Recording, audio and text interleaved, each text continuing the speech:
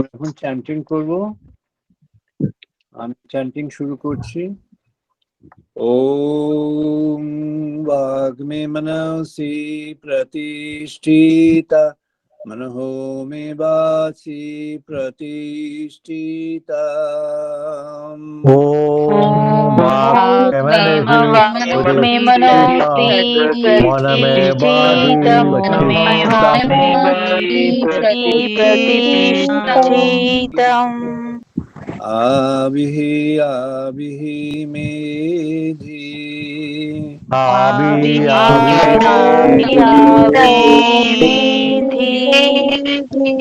বেদস্য মানি সহ শ্রুতং মে মা প্রহসিহ।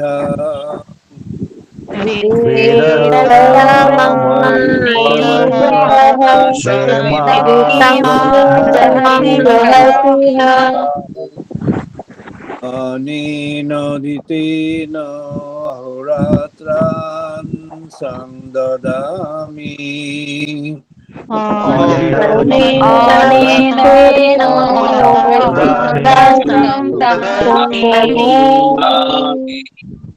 ঋতাং বদিষ্যামি সত্যং বদিষ্যামি।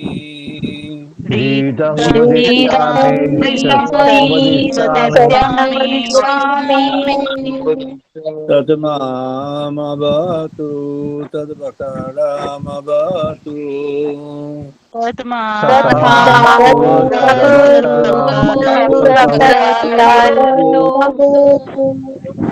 অবতু মাম অবতু বক্তারম অবতু বক্তারম।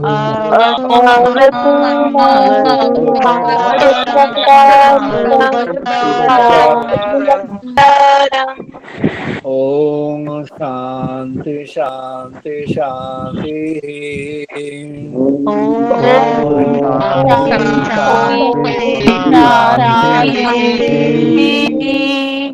ওম আপায়ন্তু মম অঙ্গানি বা প্রাণচক্ষুঃ।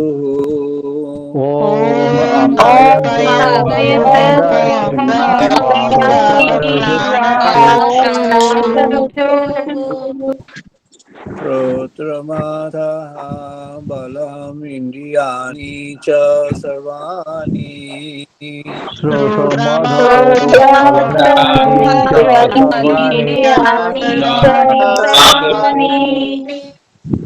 সর্বং ব্রহ্ম উপনিষদাম।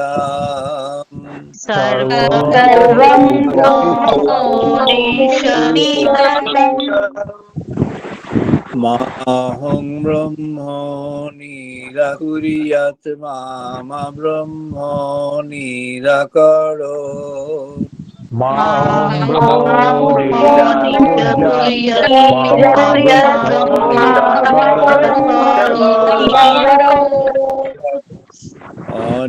অনিরাকরণমস্তু অনিরাকরণম মে অস্তু।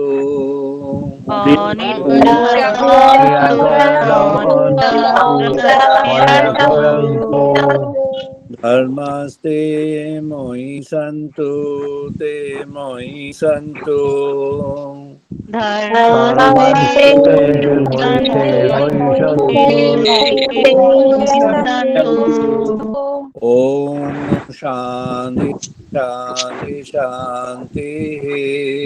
ओम शांति शांति शांति।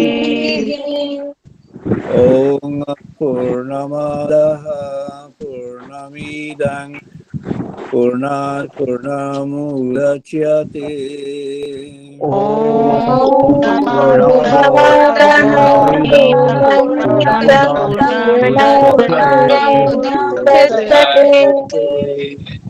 पूर्णस्य पूर्णमादाय पूर्णमेवावशिष्यते। पूर्णस्य पूर्णमादाय पूर्णमेवावशिष्यते। ओम शांति शांति शांति। ओम शांति शांति। ओम सहनो भवतु सहनो भुनक्तु। ओम सहनावतु सहनावतु। सह वीर्यं करवावहै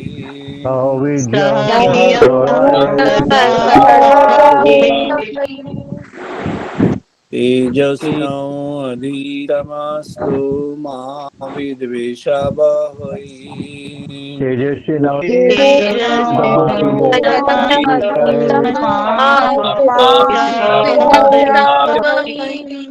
ओम शांति शांति शांति।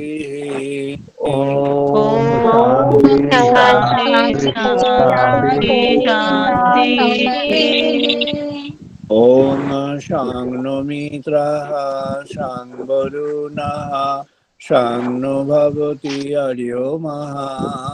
ओम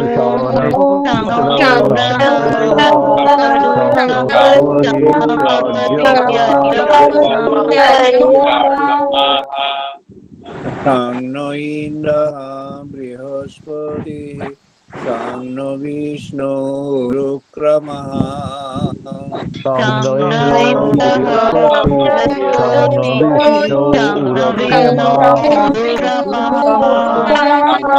नमः ब्रह्मणे नमः ते वायु।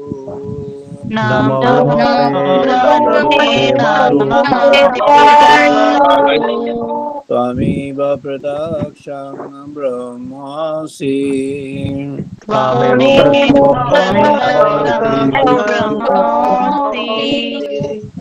त्वमेव प्रत्यक्षं ब्रह्म वदिष्यामि।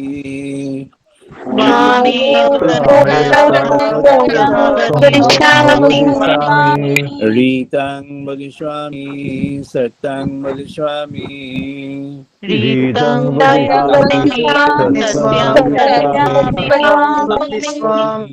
तत्मामवतु तद्भक्तानामवतु।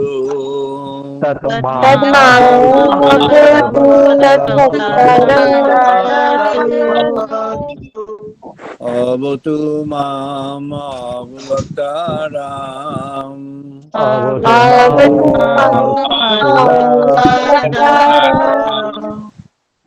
ओम शांति शांति शांति।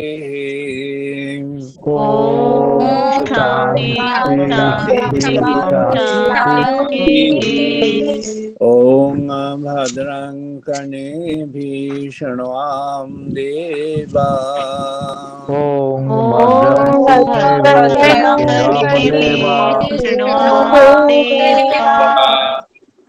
भद्रं पश्येमाक्षभिर्यजत्राः।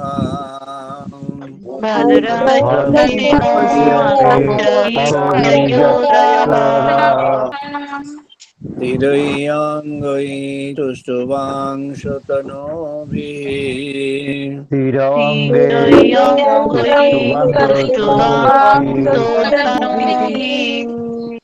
Vashimo devahitam yatayu Vashamadavihitam Yatayu. Om Shanti Shanti Shanti. Om Shanti Shanti Shanti. তাহলে আলোচনায় প্রবেশ করছি। আজকে আমাদের আলোচনার পর্ব ডিভাইন লাইক টক 129 1 to 9, আজ 25শে সেপ্টেম্বর 2022 রবিবার। I'm now calling from doing the program from Chicago, United States of America.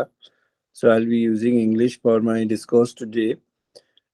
Today's discussion is 129th of this Divine Life series in the digital mode, and this is today the topic is essence of the Vedas, Vedasar, essence of the Vedas.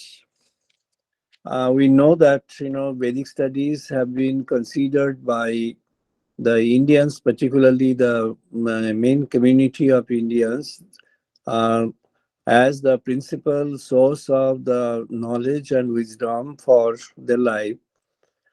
And actually, this has been accepted globally now by various, leading scholars and thinkers of the world as the mother source of the origin of wisdom, and different types of different kinds of wisdoms at different parts of the world has actually taken a support and maybe inspired, and with the replication of many things, and with the evolving things thereon from various parts of the world. The Vedas is actually a source of knowledge. This knowledge is actually wisdom. This is different from our empirical knowledge. The difference is the empirical knowledge is based on the understanding through senses, five senses of walk, five senses of understanding, Panch Gyanendriyo, Panch Karmendriyo. And these senses are all dependent upon the externalities and oriented to the externalities of the world. Here, the Vedic source, the Vedic wisdom is not dependent upon the externalities. It is actually something which is drawn and discovered from within. So anyone who wants to understand the Vedic sources has to follow a certain method which is different from learning things from other areas. This has been identified and mentioned very squarely by Max Muller when he has mentioned in the sacred books that Indian philosophy cannot be understood through studying the philosophy. Indian philosophy is something which if you want to understand, you need to practice it, you need to absorb it in your life and experience that. Therefore, there only you can understand this. The method called is a experiential. It's not an experimental. Experimental is something which depends on the external factors which lead to the experimentation of the theory and thoughts. But experiential is some other thing which has to be experienced by the individual, the person, on her own or on his own in his or her life. And that has to be experienced in the unique way, unique method. That is the thing. It's mentioned that the realization of God is different, though it is the same fundamental truth, is the same universal truth, is the same cosmic truth. At the same time, the understanding when it comes to an individual, when devotee tries to get a realization of God, the realization comes to the person in the unique way the devotee expects and orients herself or himself. So, each realization is different from the other. However, all the realizations have got the grounding, and there is a similarity among all the realizations, and therefore it is universal. And at the same time, the Vedic wisdom is impersonal. Why it's impersonal? Because it does not depend on any individual to explain and to monitor. It is you and me, anyone in the world, any common man in the world, any common person in the world who can have an experience of that. And that experiential is such that when you follow the same method, you achieve at the same, you earn the same realization or same kind of realization of the supreme truth. The supreme truth is embodied in different ways, in different factors, and in different forms also, and in a formless condition. So the kind of mind, the kind of process, the kind of orientation the person has got in his or her being, accordingly the person moves forward to have an understanding and realization of the supreme. And based on this, the classification of Vedas was made in the beginning. Now, in the modern era, when we teach management and when we run the companies in the world, we make it like a segmentation. Strategic management or managing the thing best way is a segmentation. Companies, when they are planning to enter a new market in the world, or they are planning to launch a new product or kind of diversification in the world, anywhere they need to have a identification: whom, who, where, when, and what.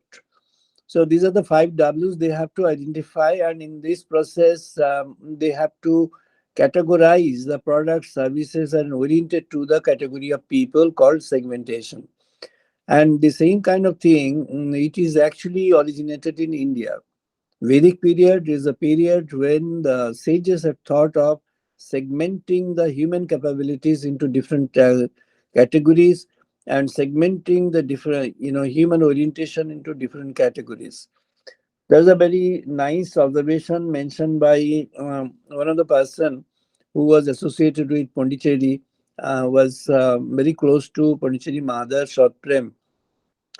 He was noting down the discourse of Mother day to day for a long period of time, and he depicted and published that in 13 volumes called Mother's Agenda, volume 1 to 13. And there's a very unique source of discourse between and transaction of knowledge and thoughts between the mother of Pondicherry and her very close or closest disciple, Sat Prem. Sat Prem has a background of having worked in the Second World War in the South American front, and he was thrown from the fighter aircraft in the Amazon jungle. And in the Amazon jungle, he was in the midst of very deadly animals, but he was not harmed by any of those animals, including the very dangerous kind of python was which was known in a part of Amazon, and nobody dared to enter that place. But then, fortunately, luckily, by the grace of God, this young person at that time, he could get himself out of that, and he could come out of the jungle ultimately after almost 12 or 13 years of traveling by the jungle in different ways. This man later on became a very powerful scholar at Paris, and later on came to Pondicherry, became a devotee of Sri Aurobindo, and very close to the Pondicherry mother.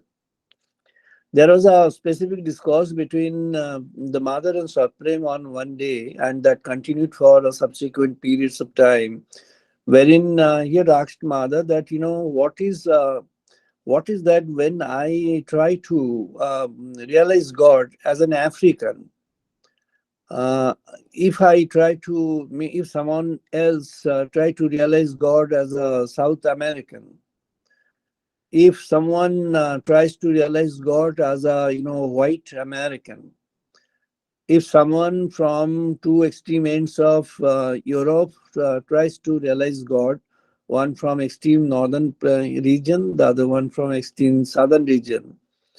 What if the person is from the extreme oriental period, oriental place, extreme end of Japan? And also, what if someone is from, midland like India?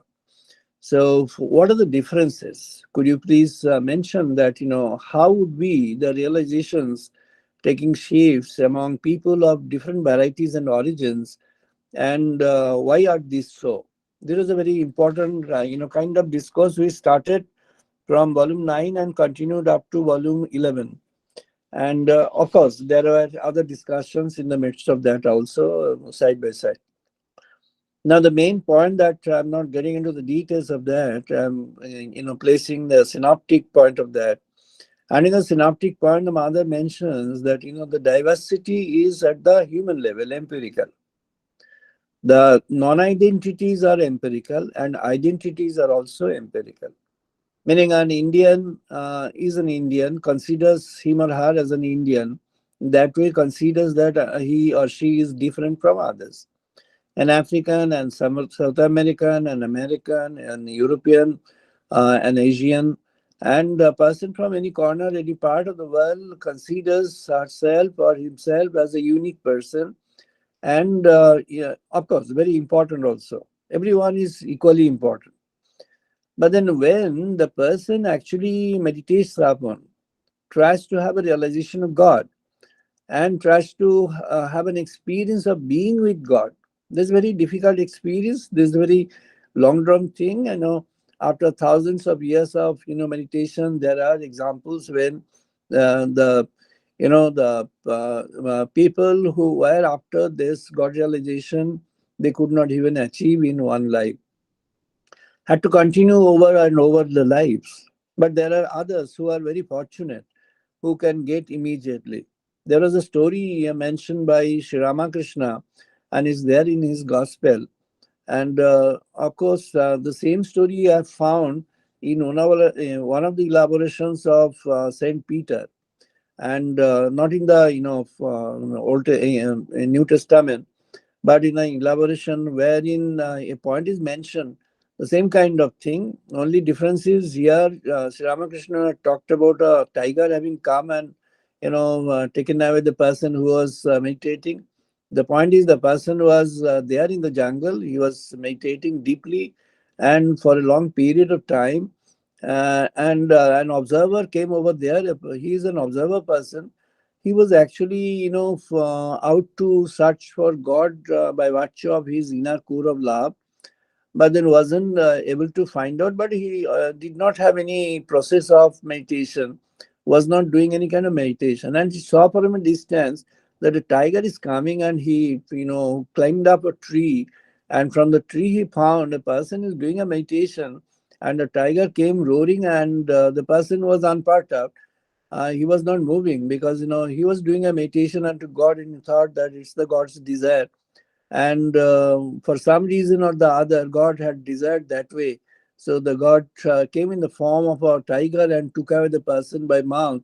And so that means one can imagine that the person has lost his life thereafter. So this is what has happened.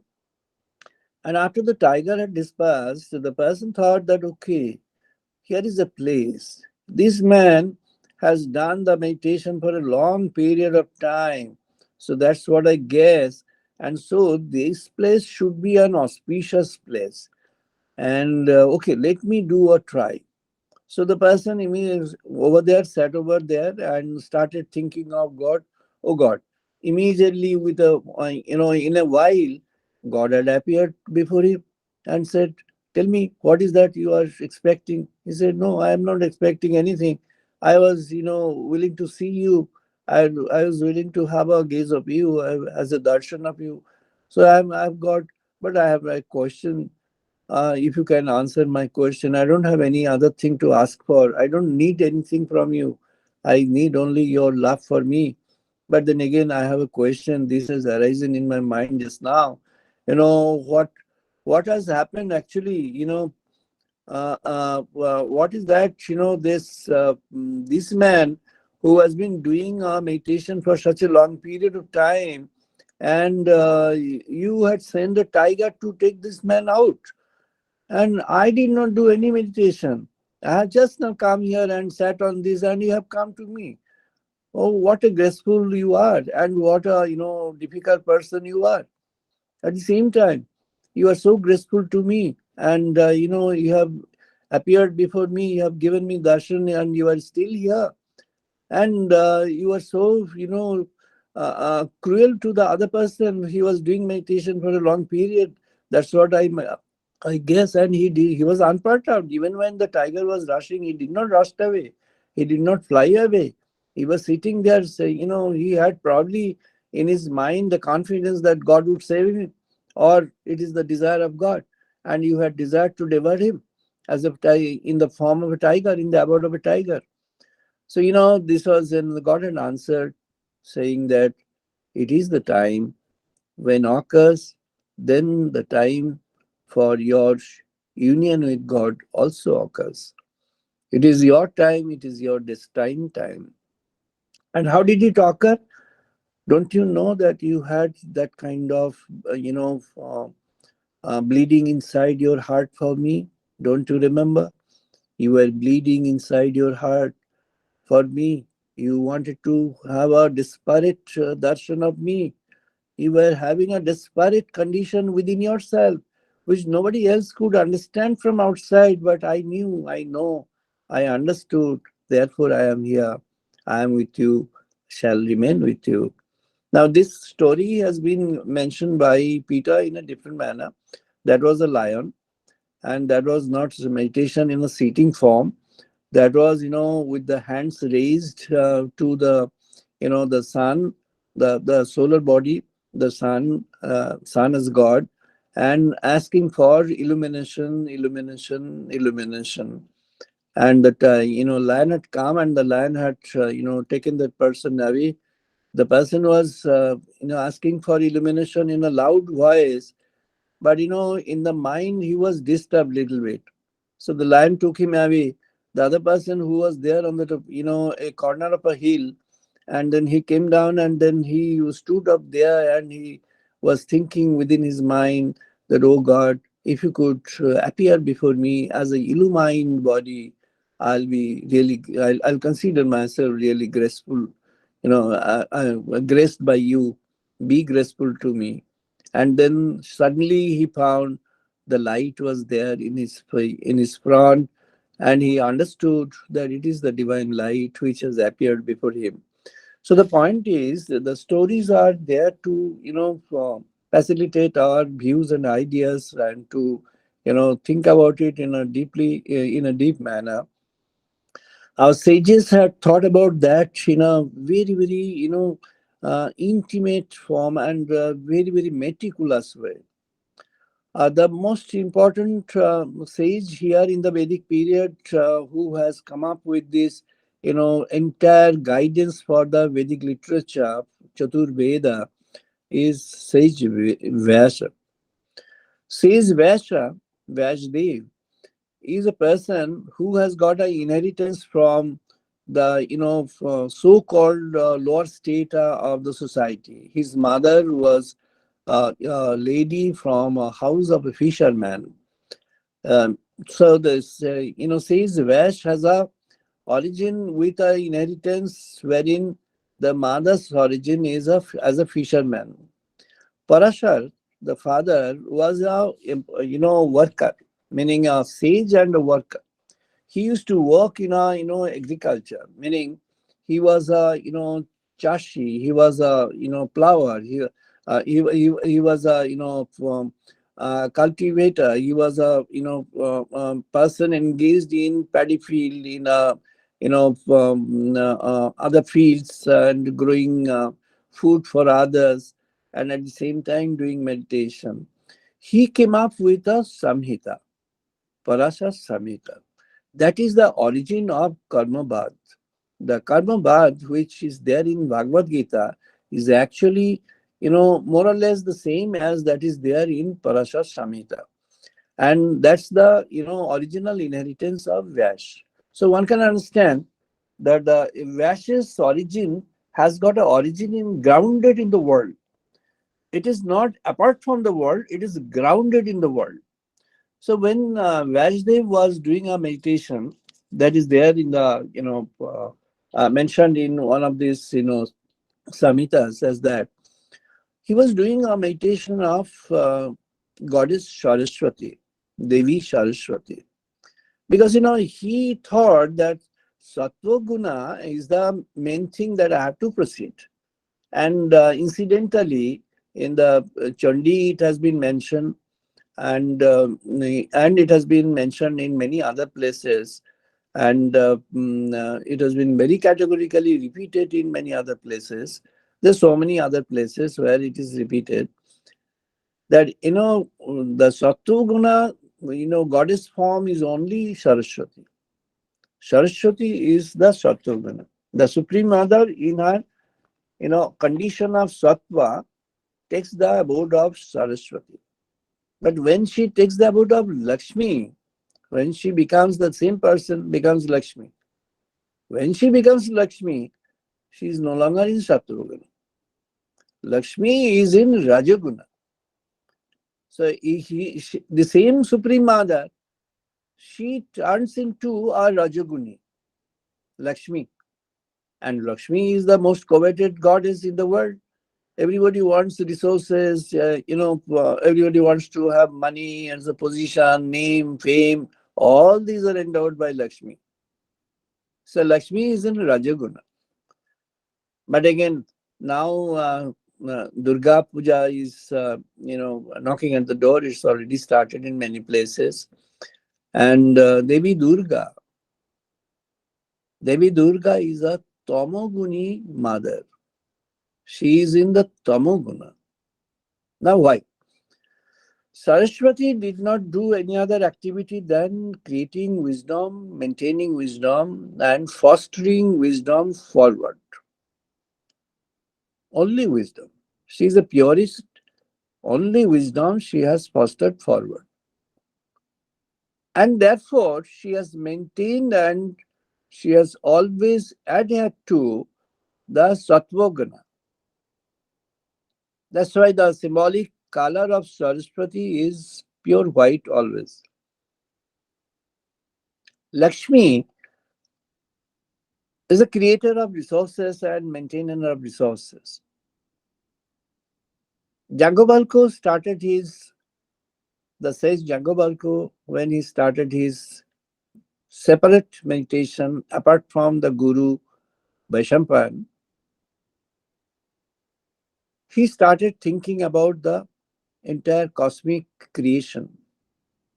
And then the first mantra that had appeared to him is Ishavashyam idam sarvyam yat kinch jagutyang jagataha. And then there is a directive principle, teno takteno bhunjita magrita kassa sid dhana. So the first thing is understanding the origin and owning of the entire resources of the world. When it's resources, it includes every resources. The wealth of the world, material, and any kind of description of wealth, maybe financial, maybe any kind of, and the human, the wealth of human content, the wealth of human potent. Everything is there. Now, whose is there? Is the God, who is the creator of that, maintainer of that. Maybe time may come when he can appear as the tiger or the lion and take away the soul. Maybe it may happen. Why does it happen? That is a sequence of things which Parashar had first identified. God has created something which is autonomous. Now, these days, in a artificial intelligence, when people want to, create things through a replica and coordinate control things of the world through that replica, kind of human intelligence applied through machineries. And now this mind is people are trying to infuse mind into that. A part of that is already done. Meaning mechanistic mind they can do, it's partly done. They're going ahead with the non-mechanistic component of mind. Now, what happened is this karma, when we initiate a karma, the first beginning of that comes in the thoughts of the karma. This was very nicely understood by Patanjali and mentioned by him, which is actually, being used by the entire Buddhist scriptures, including the basic fundamental scriptures of Majjhim Nikaya. Sow a thought, reap an act. Sow an act, reap a habit. Sow a habit, reap a character. Sow a character, reap a destiny. A thought leads to an action. Repetition of the action leads to an impact in the character, and a character actually determines the destiny of the individual. So, karma, the action, there are people who have gone to the extent of maligning our karma bath or the doctrine of karma of India as fatalism. Actually, this term has been used by many scholars from India with a view to get a Fulbright scholarship. Many have done this because, if you do this, then those who are there in the selection body, they will approve, and they have approved and they've done. And this is repeated so many times. There are so many names. Let us not get into the names. Those who have mentioned that India's karmabad is fatalism, they have not only done a injustice to India's spirit of things, but also willfully or unknowingly maligned India, with a view to, create a position for themselves or create a gainful position for themselves. Had some gainful objective and personal selfish objective. Because of that, they've done this. Because our karma bath does never say that you don't do the karma. This issue of Satyapart carries a editorial, this October issue, which is already there in the website. Our one of our important members, Mr. Ethan Boshak, he continuously uploads it on the website www.satyarpath.org, SATYERPATH, single word, .org. And there, it's there in the, it's in Bengali. Now, from January, we'll initiate a process of having the editorial translated also side by side in English. That we'll introduce from January. Now, it's mentioned, Lord Krishna is mentioning to Arjuna, Tashmiyat asaktaha satutam karyam karma samacharaha. Arjuna was deluged, was depressed. Huge depression came into his mind. Why? Because, when he came to the, field of war in the Mahabharata, in the Kurukshetra, and he wanted to see who they are going to war with. So he requested Lord Krishna, who was driving the chariot. He was the Sarathi, meaning the person driving the chariot, which Arjuna was using for the war. And he requested, and also Arjuna used to consider Lord Krishna as his friend, Sakha. So he requested, Sakha, you take my chariot in the middle of two armies. I want to see whom I have to do the war with. I want to have an idea about it. So he was taken to that. And the moment he saw that on the other side, whom he's there to kill, they're all his either, respected kings or the masters or the highly regarded persons. So, he had fallen, his mind was now disturbed, and the Gandiva, the weapon from his hand, had fallen there down. He was trembling in the, and then he also sat on the floor of the chariot and saying that I'm not going to do the war because, if I do this, there will be a lot of social consequences, social casualties, there will be imbalance in the society, and I'm not going to kill them. So, in this perspective, and I'm not going to do the war. He is a person who is actually given the responsibility of waging the war, and he was always telling that I'm going to follow you, O Lord. But again, when it comes to actually do that, he, gave preference to his own personal emotion, and did not pay heed to what the god had a desire of. So this is the dilemma which was also mentioned by the mother of Pondicherry that day with to Satprem. She was mentioning, see, when we are doing a divine work, our divine work is something which is a dedicated work. It is actually from the Bhagavad Gita, the principles are drawn.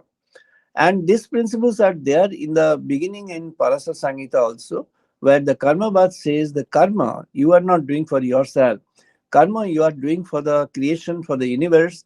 And the universe requires karmas of different types. And that's why you have to continuously do the karma. Now, and if you do the karma, then only you become a winning person, otherwise, you are not. So, you do the karma, you have to continuously do the karma.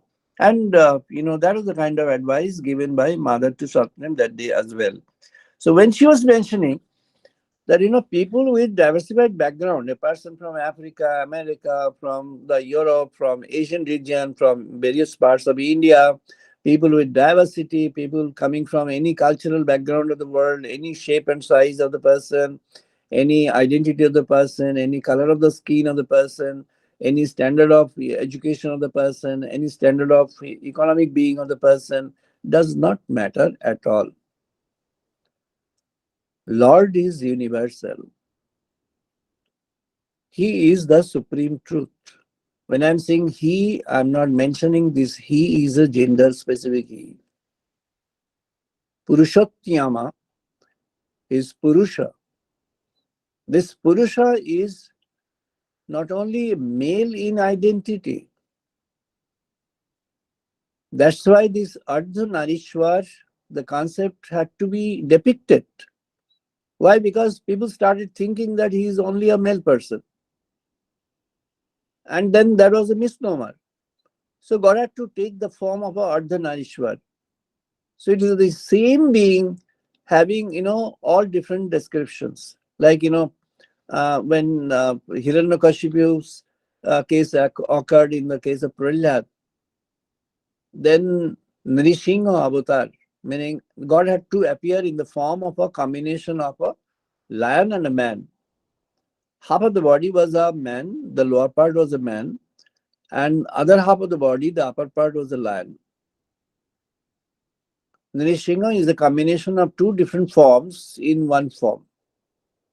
Now, very recently, genealogists are trying to have a combination of that kind, and the idea they have drawn from India's spiritual scriptures. The idea of Nrisingha has gone into the mind of the genealogists, and they are now trying on that, trying to find out a genetic combination wherein whether they can create that kind of form or not. I hope that someday they will be in a position to do that. Let them do. It's good. And then they will understand that the Indian civilization was so powerful in the scientific terms. It was so long term in the scientific terms. Sergeant Marshall, when he was there in the excavation of Harappan and Mohenjo-daro sites, appointed by the government, British government from England, he was there, and later on a group of scholars headed by Rakhal Das Bandyopadhyay from University of Calcutta, they were there.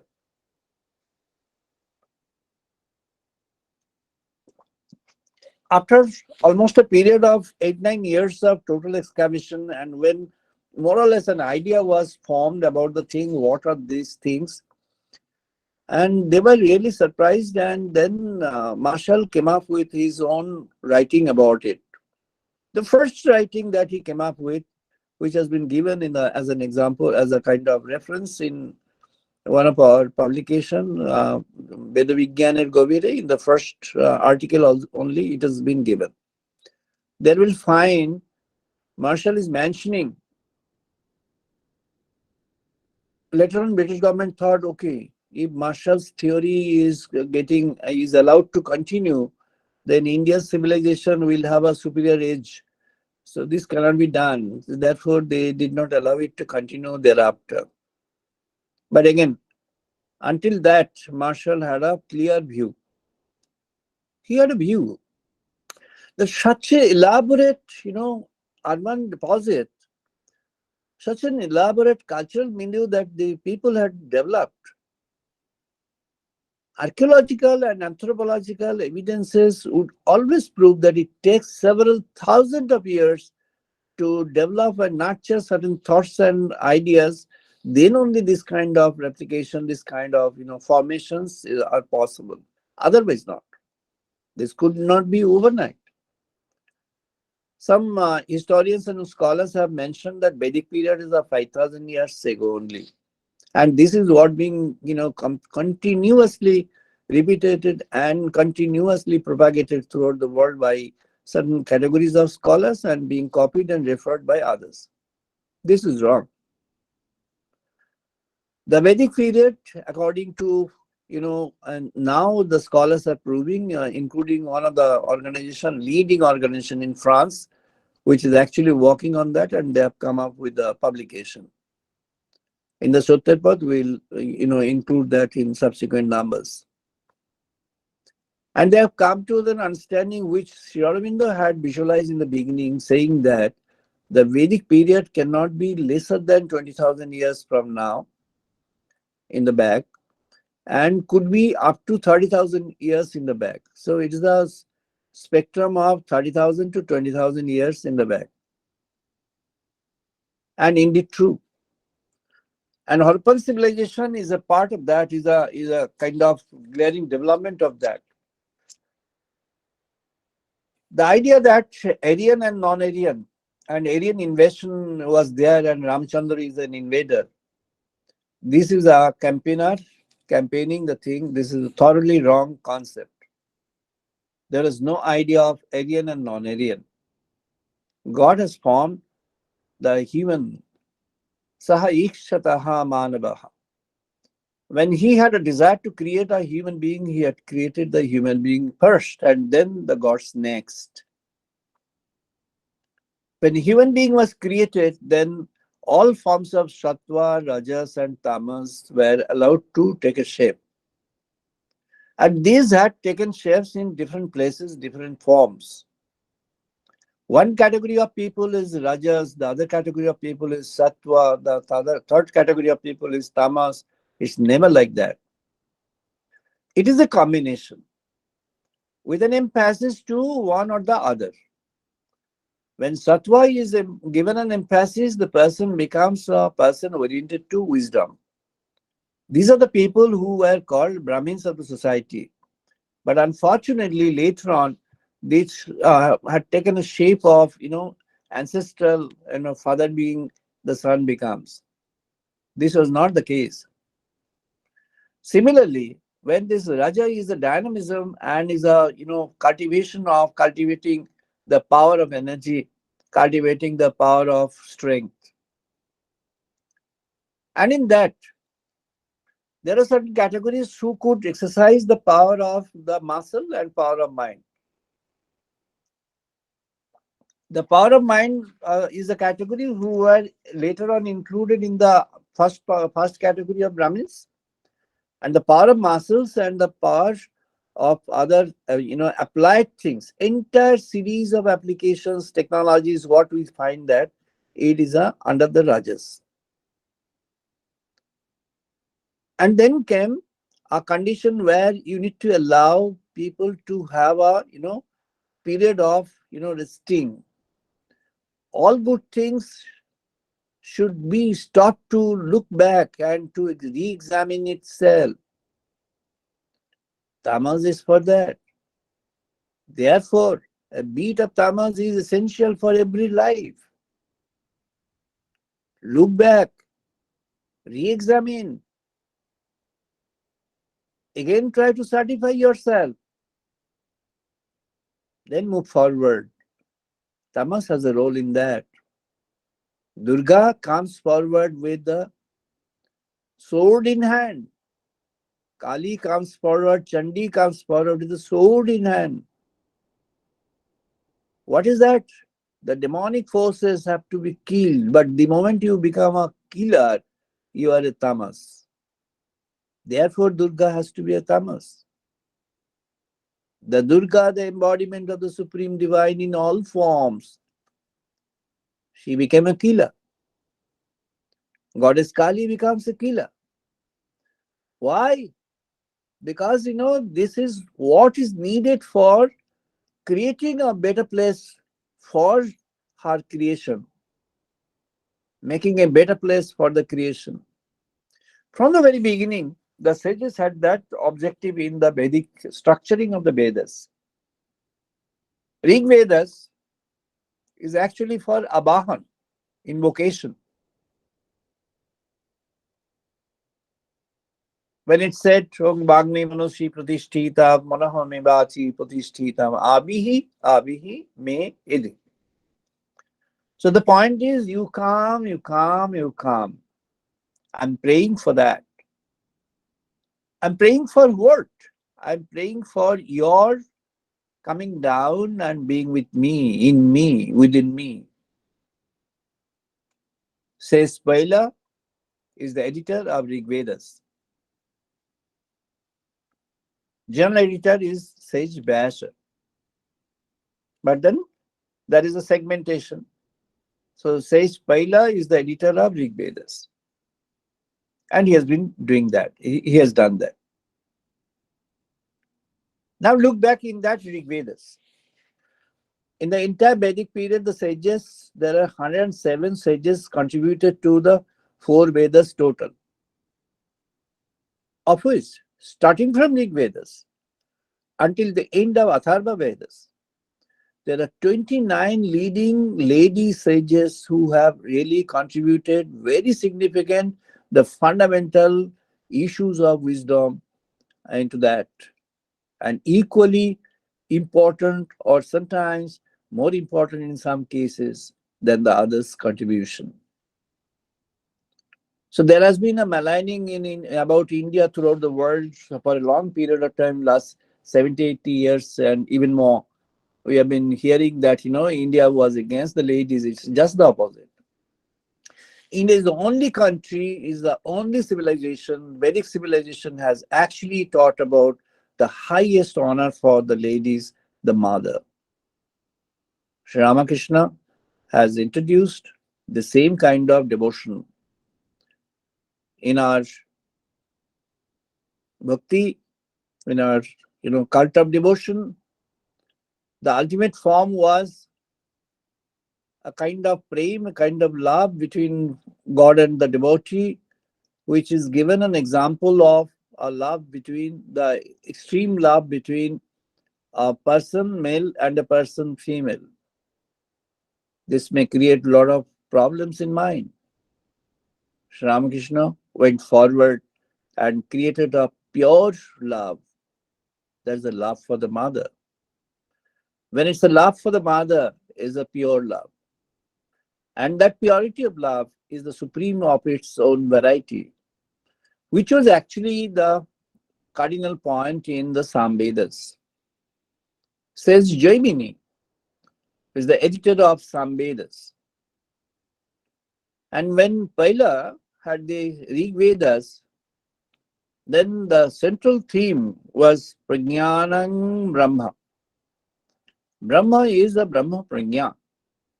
The wisdom of the Supreme is the depiction of the Supreme to the mind and the consciousness of the person trying to have a realization of the Supreme. It was actually understood by Shankaracharya, Adi Shankaracharya, and then he thought that, okay, there will be some people who would carry this message forward because the condition of the society was at that time was against the Vedic ideas and Vedic truth. So there was a need to have a monastery, and he created 2 types of monasteries, Ban and Aranya. Ban and Aranya, these are the 2 types of monasteries initiated by Acharya Padmapad and with the center at Sridham Puri in the state of Odisha now. Now, is that the Ban and Aranya, there were certain differences. We had a long discussion one day on a Sunday, one of the Sundays in this forum. The differences between Ban and Aranya.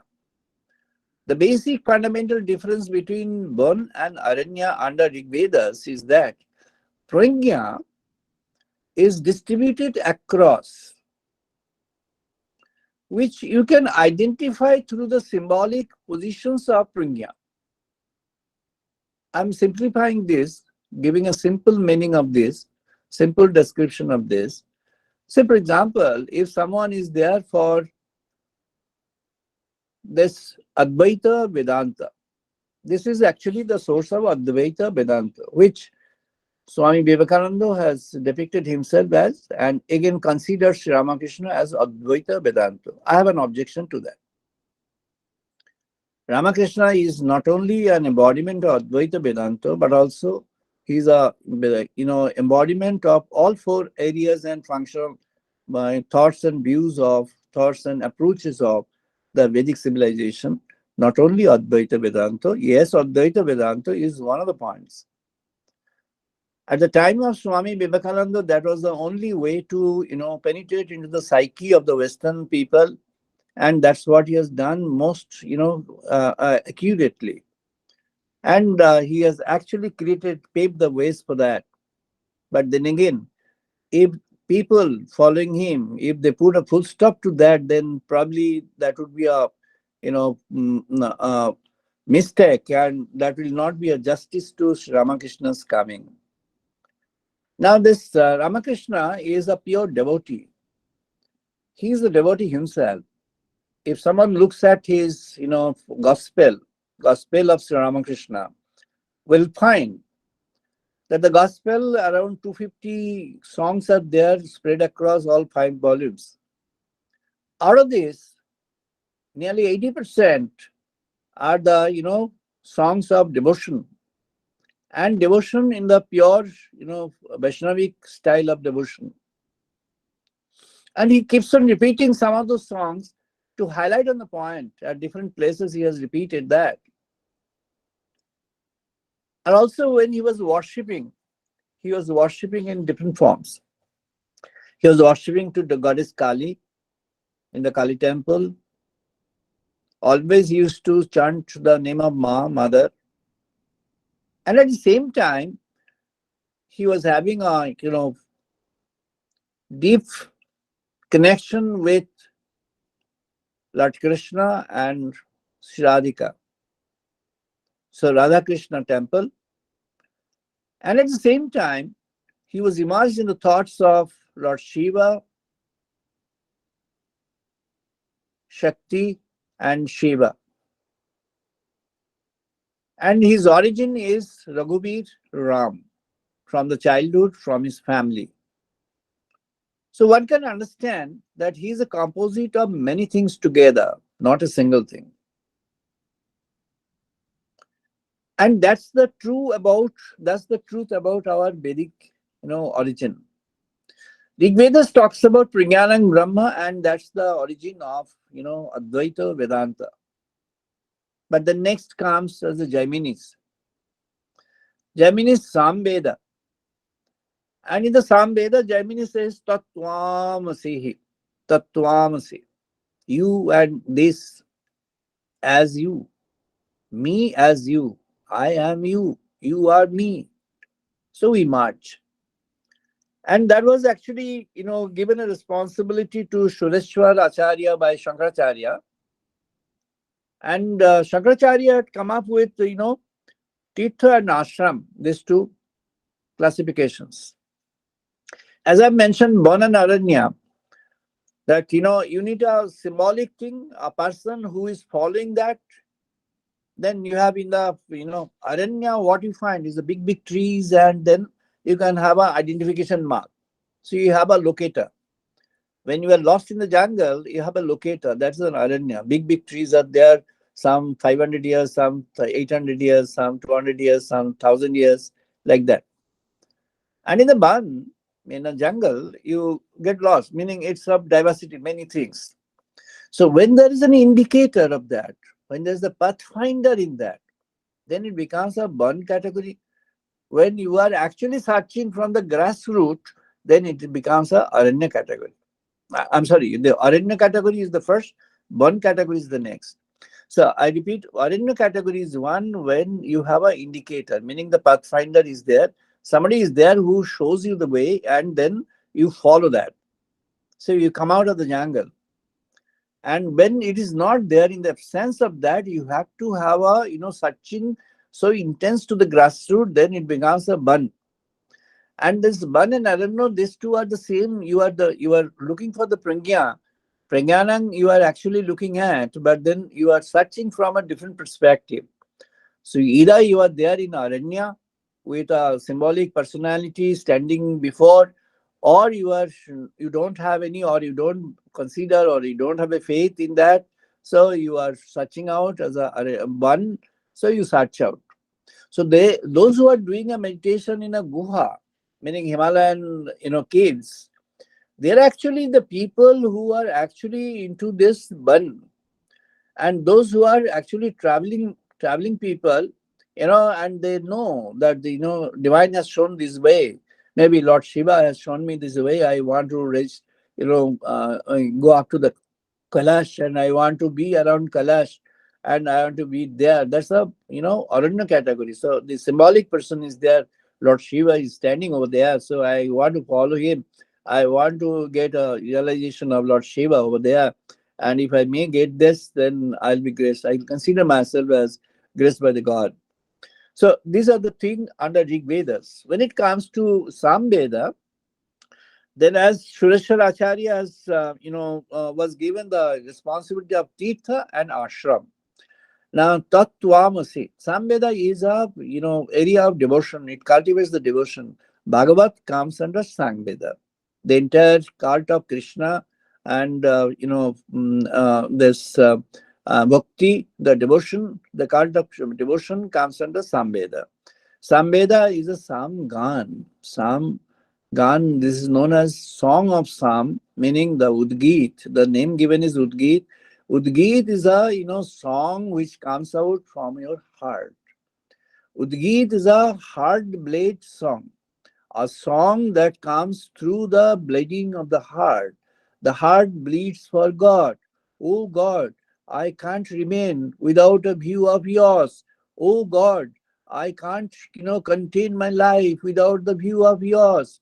Oh God, I cannot remain in this human abode without your, touch of spirituality.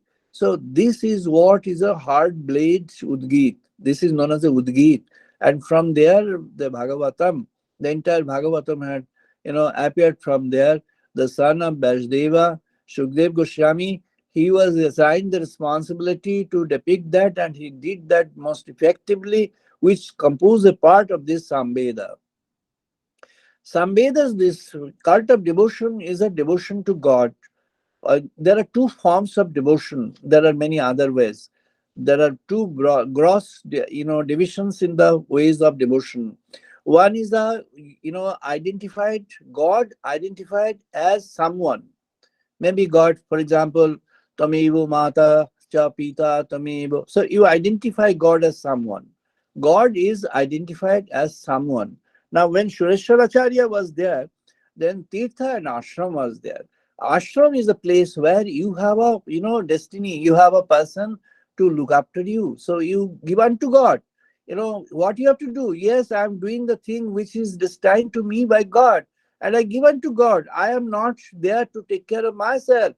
If I have to take care of myself, then why do I, think of God? I will think of God, and I will not think of anything else of the world. I will think of God and God alone. And if I may do that, then I am a person who belongs to a category of ashram. That's the ashram. Ashram is not the monastery building. Ashram is not the wearing of saffron clothes. Ashram is not the, ringing the bell, ghanta, and then having things on time and all rituals. Ashram is my identity of my God. Ashram is my being, with my God within my heart. Ashram is what I am always aligned to God. That is an ashram. And then other category is tirtha. Tirtha is, you explain it like, there are monastery organization, and I would, one in the Indian organization has now become very, very strong global, and it's present everywhere in the world now. All major countries and even small, small countries is now there chanting the name of Lord Shiva, Lord Krishna, and it's there. They are doing a tirtha. They creating tirtha, meaning wherever they are present with the message of the Lord, and invites people that, oh people, you come and chant the name of this Lord, the Lord Krishna, and you get drenched in that, and you will find you are removed from all evils of the world, and you will get your bliss in the world, in a blissful mind you will achieve. So that's what is the tirtha. There are two categories. One is tirtha, the other one is ashram. Ashram is someone who is within himself, within herself, and having God, having a feel that God is there within the heart, and that person is actually a realized person. A person who has created the ashram within the heart is a realized person. She or he is a Brahmogani. These are very rare, but there are people. So this is about the Samvedas. Tattvamasi is the central theme of this. Then comes our the next one is Jujur Veda. Jujur Veda very fortunately had two divisions. One is Shukla Jujur Veda, the other one is Krishna Jujur Veda. Shukla Jujur Veda came up from this sage Jagavalka. Jagavalka is a profound sage. He came up with the first university of human society, human world, and that too with a very large number of people in his university for the Samavartan. And in the Samavartan, he had introduced three things which his master also, this Krishna Jajur Veda, also they had followed the same three things, Vaishampayan. So then what are those three things? One is Satya, the other is Dharma, the third is Samajam Shasanam. Satyang Badaha, Dharmang Charaha, Samaji Amshasanam, Abritam. What is that? You make a promise. What is that promise? The promise is you follow truth in your life. You have earned the Brahma Gyan. You have to follow truth in life. This is the first promise that you have to make. The second promise, Dharmachara, meaning you will follow the principles of righteousness in your life. Never do harm for anybody. Never think bad for anyone. Never do a bad thing in your life. Never think of any bad thing in your life. Always in your karma, you have a Vishuddha karma, meaning the pure work. And in that, what you do is you always dedicate your karma, your work unto God. So this is first two. The third one is very important, Samajavan Swasnam. Meaning what? You are there to maintain the balance of the society. You have to maintain society. You create a social unity in the society. The sage is telling his or her disciples that you have now earned your knowledge. You will obviously get your earning from the society. Now with the knowledge you will get, and you have to marry. You have to be there in the society. You have to maintain and create a good society with good people in the world, and yet you will be realized in God. God realization does not occur in a place other than the society. Those who are preaching and spreading the concept that, a kind of division, that there are people who are living in society in the homes, they are a little bit lower, they can't attain God, they will do some practice and etc. We shall advise. We are the people living in the monasteries, we are there for God. It is just the opposite. If someone aspires to have a realization of God ultimately, truly, has to come back to the society and be a part of the society, be into the work continuously and continuously in the midst of everything in the society, yet divide from the desires into that. Lord Krishna is mentioning, Mai sarvani karmani sang nasyaha udvatva chetosaha. Mai sarvani karmani sang nasya. You have to be into the work aggressively. Karma tag is not the way. Karma grahan is the way. Extreme karma grahan is the way. But where is the difference? That karma grahan is what? You have to dedicate this unto God. Mai sarvani karmani sang nasyaha. You dedicate all the works to God. He's telling, oh Arjuna, you do the work. But yes, don't do it for your personal gain. Dedicate unto me. I am there to take care of things. So karma, intense karma, but dedicated to God. This uniqueness has to be developed. If someone is there to aspire for God, has to have this way. So Yajurvedas, Krishna and Shukla Yajurveda, both together, they came up with the central theme is Aham Brahmasmi. And this Aham Brahmasmi, Shankaracharya came up with the three different streams of people, Saraswati, Bharati, Puri. Sri Ramakrishna belongs to Puri category.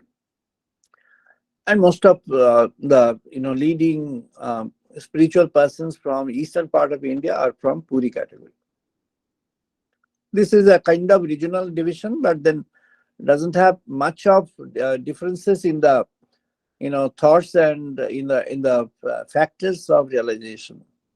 Aham Brahmasmi is a point where you feel a union with God, and it's not a selfish affirmation. It's nothing connected with the ahang or the selfish consideration of the person. It is but getting deluged in the personality of God. That is Aham Brahmasmi. I am there, merged in you, O the Brahman, O the Supreme God. So this is what is the ultimate thoughts. But then sages thought that, okay, we need to have an application of this in human life. So there should be some stream of thoughts, some stream of practice, which is an application. Atharva Veda came, Atharvan, sage, and this has a ultimate point. Ayam Atma Brahma. From there, that is derived as Jivatma and Paramatma. Differentiated, yet non-differentiated. Based on this, the streams that had emerged is Tantra, Yoga, Patanjali Yoga Shastra, and now worldwide yoga is going on, is a part of, it's originated from Atharvan. Tantra is there very profound in India, in Tibet, in Egypt, in some other part of the world. Shaiva, worship of Lord Shiva. Ganapatya, worship of Lord Ganapati. These are the streams which have actually derived from the Atharva Vedas. Ayamatma, Brahman. Jivatma and Paramatma are the same, but worshipping the Paramatman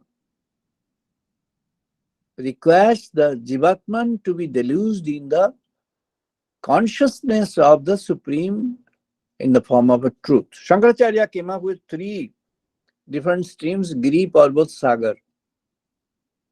These three have got three specific meaning. Giri are the people who are mostly into the Tantra or some kind of Tantra having influenced in their process. Parvat and Sagar both are, in the infinite dimensions having their, impact in the yoga. And all these three, Giri, Parvat, Sagar, meaning Giri, Parvat, Sagar, all these three streams are common in the Shiva worship because Shiva is infinite. It's been mentioned, Asita Giri Shamasya, Kajalang Sindhu Patre, Suratarubaru Shakha, Likita Gritva Jodi, Sarada Sarvakale, Tadopi, Param Najati, the Lord Shiva, Vasishta was mentioning the qualifying terms of Lord Shiva. He came to the conclusion that if Mother Saraswati herself starts writing using the entire sea as the ink, the Himalaya as the pen, and all the available places in the entire cosmic world, including the leaves of trees which are available and the entire surface of the entire cosmic world, she completes the writing of qualifying terms about Lord Shiva. Even then, she cannot come to the end of it, infinite. So ultimately, Shiva stands. Now, this Vedic wisdom, Vedasar is Brahman. Vedasar is realization of God. Vedasar is understanding God in our own life and works. Vedasar is invocating God within the cave of our heart. Vedasar is love for God, dedication unto God. Vedasar ultimately is being in the consciousness of God in all our thoughts, our actions, our initiatives, everything. That's what is the Vedasar, the essence of the Vedas. Let human society try to understand this. It is our responsibility to take it forward. If the human civilization has to survive for a longer period, the only way is to come back to the Vedas and draw inspiration from the Vedas. O the God, O the Supreme Truth, O the Supreme Lord, I pray unto you to allow this free flow of realization to those who want to have that. Namaskar.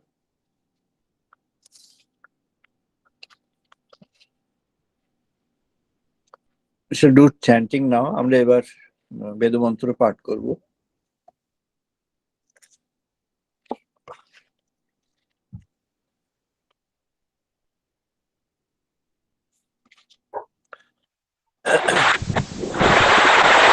ॐ वाग्मे मनसि प्रतिष्ठिता मनो वाचि प्रतिष्ठिता ओम वाक में ॐ मनसि प्रतिष्ठिता वाग्मनोऽसि मन में वाची प्रतिष्ठितः प्रतिष्ठितम् मनो मे वाचि प्रतिष्ठितम् आभिः आभिः मेधि आबि आबि आविर्याविहि मेधि मेधि वेदसमानि सह श्रुतन्मे मा प्रहसिह वेदस्य मे अंतसुरान् वेदस्वमानि मे मा सह प्रोहासि श्रुतं मे मा प्रहसिह अनेनोदितेन अहोरात्रान्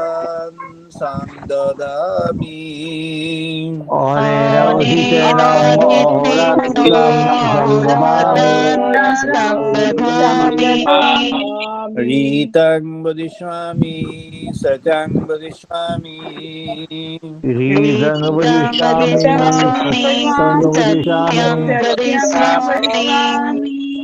Tadmamabhatu, Tadbhaktaramabhatu, tatmam avatu, Tadmamavatu, tadavaktaram avatu. tadvaktaramavatu. Abhatu mam, abhatu bhaktaram, abhatu bhaktaram. Avatu mama, avatu bhaktaram, avatu bhaktaram. Om Shanti Shanti Shanti. Om Om Shanti Shanti Shanti Shanti Shanti. Shanti. Om Apayuntu Mamangani Bhak Prana Chakshu. Om Om apayanto mamo Apayantu angani, Mamo bhago Angani prana chaksu. Pranachakshu.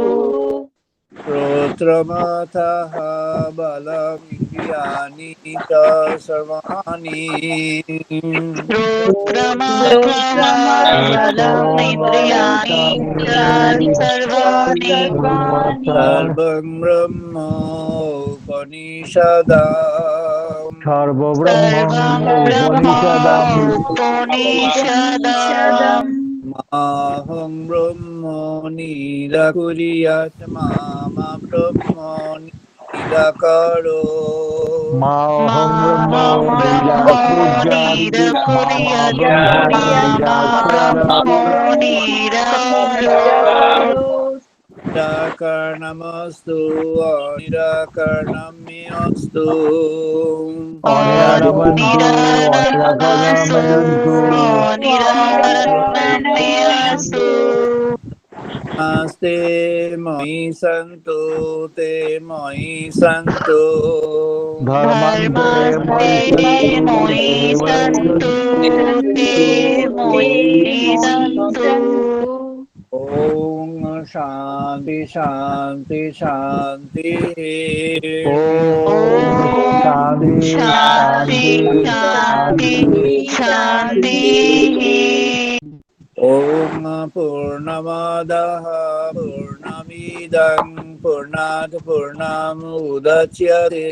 Om Om Purnamado Purnamidam Purnat Purnamadaha Purnamudachyate. Purnamidam Purnat Purnamudachyate. Purnasya Purnamadaya Purnameva Punasya Purnasya Purnamadayo Purnameva Purnamadaya Purvishishyate. Purnameva Vashishyate. Om Shanti Shanti Shanti. Om Om Shanti Shanti Shanti Shanti Shanti. Shanti. Om Sahano Tu Sahano Bhunatu. Om Om Sahana Avatu Sahanavatu Sahana Bhunatu Sahanabhunatu. Saviriyam Karvavahoi.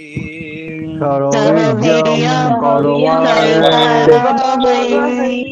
Tejosi no aditamasu ma vidvishabahoi.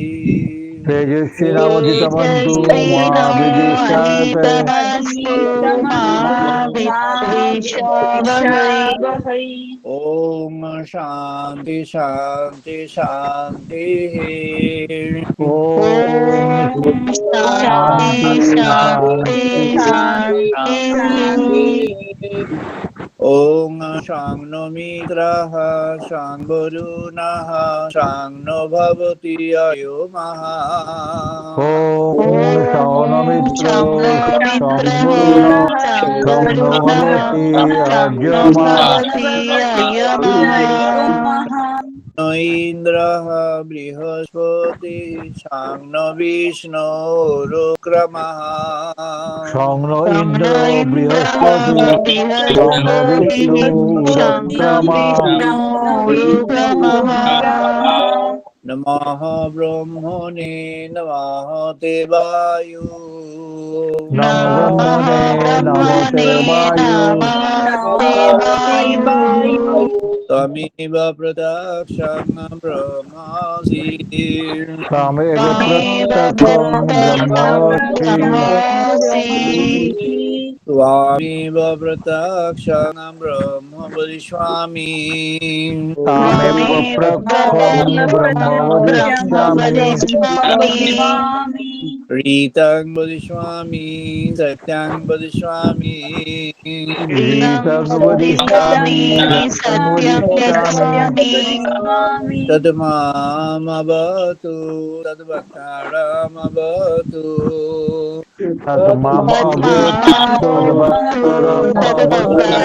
Tadvaktaram अवतु माम् अवतु भक्तारम् Avatu Mama, Avadu Avatu Mam Avadu Bhaktaram. Bhaktaram ॐ शान्ति शान्ति शान्तिः Om Shanti Shanti Shanti Shanti Shanti. Shanti ॐ भद्रं कर्णेभिः शृणां देवा Om Om Bhadram Karnevi Bhadrangani Shyam Shrivastava भद्रं पश्येमाक्षवीययोत्रः Bhadram Bhadram Pashyami Pashimakshaviyajyatra Akhaviyatra हृदयाङ्गै तुष्टवांशतनोभिः Hirande Sthirayangai Tatuvamshatanavi Tushtuvangsutanovi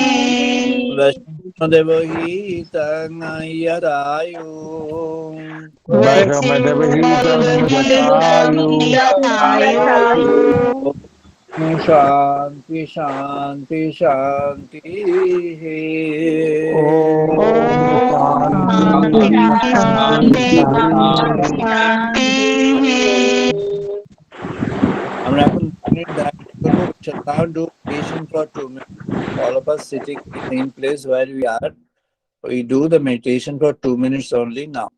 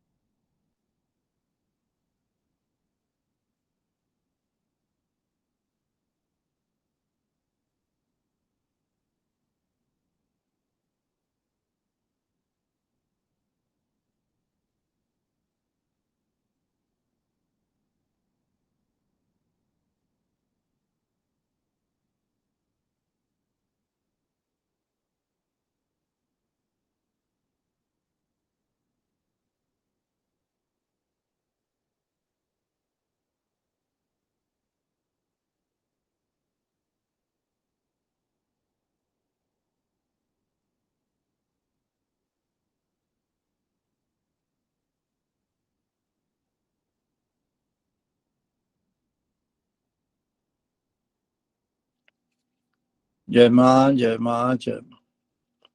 We are stopping here for the day next we shall meet again next Saturday next Sunday 5:30 Indian Standard Time thank you all wish you all the best সবাই ভালো থাকবেন সবাই ভালো থাকবেন